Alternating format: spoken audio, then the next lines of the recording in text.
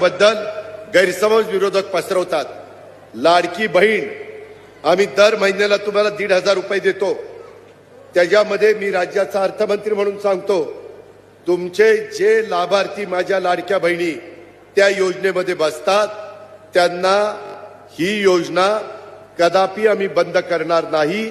ते आमच्या लाडक्या बहिणींच्या करताय, तुम्हाला त्याच्यातनं मदत होते। उलट आम्ही त्याच्यात नवीन प्रस्ताव आणलेला आहे, काही बँका पुढे आणलेल्या आहेत।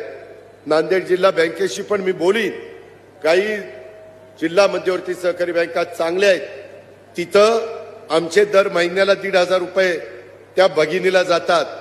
त्याच्याऐवजी त्या भगिनीला त्यांनी 30 ते 40 हजार रुपये द्यायचे आणि हप्ता ह्याच्यातनं त्यांचा जाईल।